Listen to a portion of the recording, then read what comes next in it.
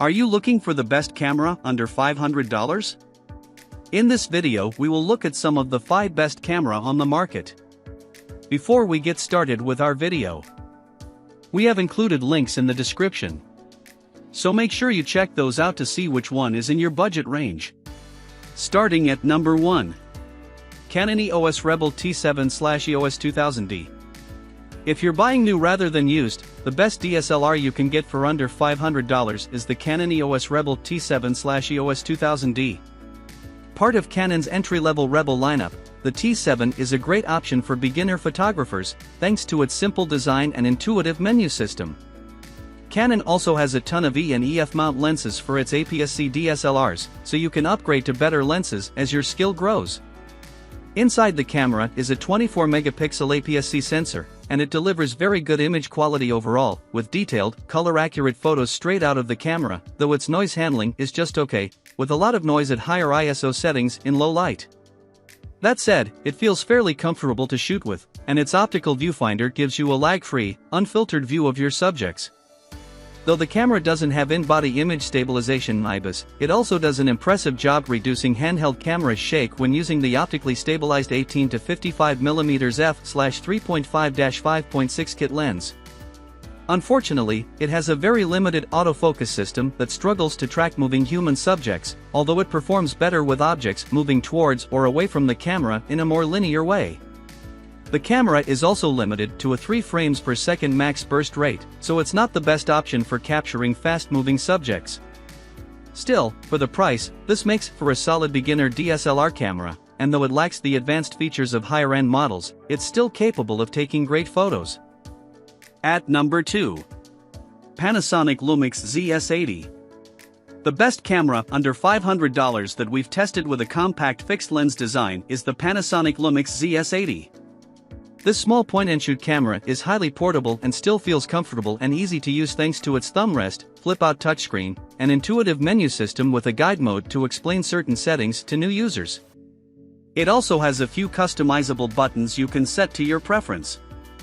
This camera has a great autofocus system that does a good job of tracking and keeping moving subjects in focus. Its built-in lens has a long 24 to 720mm full-frame equivalent focal length, allowing you to zoom in on far-away subjects. It also features 5-axis optical image stabilization, which effectively reduces camera shake when shooting handheld. It can shoot at a quick 10 frames per second in its burst mode for capturing brief moments of fast movement, though its raw image buffer is small and takes a while to empty when full. Unfortunately, this camera isn't well suited to shooting in low light. Its max native ISO is just 3200, and it has poor noise handling capability, with luminance noise becoming noticeable at anything above ISO 200. That said, if you shoot primarily in JPEG, it delivers decent overall image quality with excellent dynamic range. Despite its flaws, this is still one of the best compact cameras under $500. At number 3. Panasonic Lumix FZ80. If you want an even longer zoom range and prefer the ergonomics of a bridge camera, consider the Panasonic Lumix FZ80. While it's much bulkier than the Panasonic Lumix ZS80, it has a super zoom lens with a maximum 1200mm full-frame equivalent focal length, and you still get the convenience of an all-in-one camera with a built-in lens. It feels comfortable to use, thanks to its large hand grip and comfortable viewfinder, and it has the same easy-to-use menu system. It also has a faster burst rate of 11 frames per second, as well as a 4K photo feature that pulls stills from 30 frames per second 4K video clips for when you need to capture really fast action. That said, its low-light performance is disappointing, and overall image quality is just okay. Its autofocus system also struggles to track moving faces, though it does a much better job with objects. Get the ZS80 if you want a compact point-and-shoot that won't break the bank, but if you prefer the comfort and super zoom lens of a bridge camera, go with the FZ80.